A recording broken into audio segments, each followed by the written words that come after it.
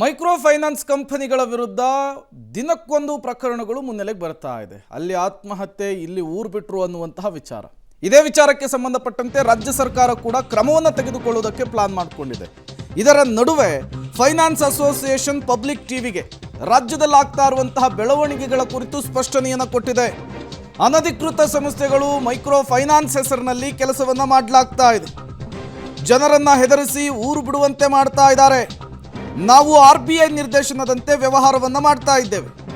ಆತ್ಮಹತ್ಯೆ, ಊರು ಬಿಡ್ತಾ ಇರುವಂತಹ ಪ್ರಕರಣಗಳಿಂದ ತುಂಬಾ ಬೇಸರವಾಗಿದೆ. ಫೈನಾನ್ಸ್ ಅಸೋಸಿಯೇಷನ್ ಪಬ್ಲಿಕ್ ಟಿವಿಗೆ ರಾಜ್ಯದಲ್ಲಿ ಕಿರುಕುಳದ ವಿಚಾರಕ್ಕೆ ಸಂಬಂಧಪಟ್ಟಂತೆ, ಜನರು ಊರು ಬಿಡ್ತಾ ಇರುವಂತಹ ವಿಚಾರಕ್ಕೆ ಸಂಬಂಧಪಟ್ಟಂತೆ ಸ್ಪಷ್ಟನೆ ಕೊಟ್ಟಿದ್ದು ಹೀಗೆ. ಆ್ಯಂಡ್ ಪರ್ಸ್ನಲಿ ನಾನು 15 ವರ್ಷದಿಂದ ಇದೆ. ಸೊ ಈ ಥರ ನ್ಯೂಸ್ ಬಂದರೆ ಡೆಫಿನೆಟ್ ಆಗಿ ನಮಗೂ ಫೀಲಿಂಗ್ ಆಗುತ್ತೆ. ಓಕೆ, ಈಗ ನಾವು ರೆಗ್ಯುಲೇಟೆಡ್ ಎಂಟಿಟೀಸ್, ನಾವು ಒಂದು ನಿಯಮದಲ್ಲಿ ನಾವು ಕೆಲಸ ಮಾಡಬೇಕು, ಅದು RBI.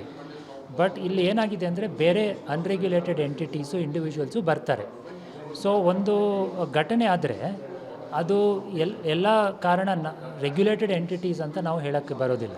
ಕರೆಕ್ಟ್? ಯಾಕೆಂದರೆ ಅದಕ್ಕೆ ಬೇರೆ ಕಾರಣವೂ ಇರುತ್ತೆ. ಸೊ ಅದಕ್ಕೆ ನಾವು ಅದನ್ನು ನೋಡಿ ಏನಾಗಿದೆ ಅಂತ ತಿಳ್ಕೊಂಡೇ ನಾವು ಆ್ಯಕ್ಷನ್ ತೊಗೋಬೋದಲ್ವ. ಸ್ಟೇಷನಿಗೆ ಅಂತ ಮಾತಾಡಿ ನಾವು ಬೆಳಗಾಮಲ್ಲಿ ಮಾಡಿದ್ದೀವಿ ಮೇಡಮ್. ಹಾವೇರಿಯಲ್ಲಿ ನಾವು ಡಿಸ್ಟ್ರಿಕ್ಟ್ ಅಡ್ಮಿನಿಸ್ಟ್ರೇಷನ್ ಅಂತ ನಾವು ಡೆಫಿನೆಟಾಗಿ ಮಾತಾಡಿ ನಮ್ಮ ಸೈಡಿದ್ದು ಏನು ನಮಗೆ ಅನಿಸುತ್ತೆ ಅದನ್ನು ನಾವು ಅವರಿಗೆ ಹೇಳಿದ್ದೀವಿ. ಸೊ ಅದು ನಾವು ಮಾಡ್ತೀವಿ. ಸೊ ನಮ್ಮದು ಕೂಡ ಲೋನ್ ರಿಕವರಿಗೆ ಪ್ರೊಸೆಸ್ ಇರುತ್ತೆ. ಒಂದು ಸೆಂಟರ್ ಮೀಟಿಂಗಲ್ಲಿ ನಾವು ಲೋನು ಕಟ್ಟಬೇಕು. ಅವರು ಕಟ್ಟಲಿಲ್ಲ ಅಂದರೆ ಅವ್ರ ಮನೆ ಹೋಗ್ಬೋದು, ಬಟ್ 6 ಗಂಟೆ ಮೇಲೆ ಹೋಗೋಂಗಿಲ್ಲ. ಸೊ ಅದು ಸ್ಟ್ರಿಕ್ಟ್ ರೂಲ್ ಇದೆ ನಮಗೆ. ಆ್ಯಂಡ್ ನೋಟಿಸ್ ಏನು ಹಚ್ಚೋದು ಖಂಡಿತ ನಾವು ಮಾಡೋಂಗಿಲ್ಲ ಅದು. So those are the rules. ಡಿಸ್ಟ್ರಿಕ್ಟಲ್ಲಿ ಆ ಥರ ತೊಂದರೆ ಜಾಸ್ತಿ ಆದರೆ, ಆ ಥರ ಕಂಪ್ಲೇಂಟ್ಸ್ ಜಾಸ್ತಿ ಆದರೆ ನಾವು ಆ ಡಿಸ್ಟ್ರಿಕ್ಟ್ ಸ್ಪೆಸಿಫಿಕ್ ಆಗಿ ಹೆಲ್ಪ್ಲೈನ್ನ ಸ್ಟಾರ್ಟ್ ಮಾಡ್ತೀವಿ. ನಮ್ಮ ಪ್ರಕಾರ ಮ್ಯಾಕ್ಸಿಮಮ್ 24%ಗಿಂತ ಜಾಸ್ತಿ ಹೋಗೋದಿಲ್ಲ. ಅದು RBI ರೆಗ್ಯುಲೇಷನ್ ಮಾಡಿದೆ. ಆ ಥರ ನಾವು ರೆಸ್ಪಾನ್ಸಿಬಲ್ ಇದ್ದರೆ ನಾವು ಆ್ಯಕ್ಷನ್ ತೊಗೋಬೇಕಾಗತ್ತೆ.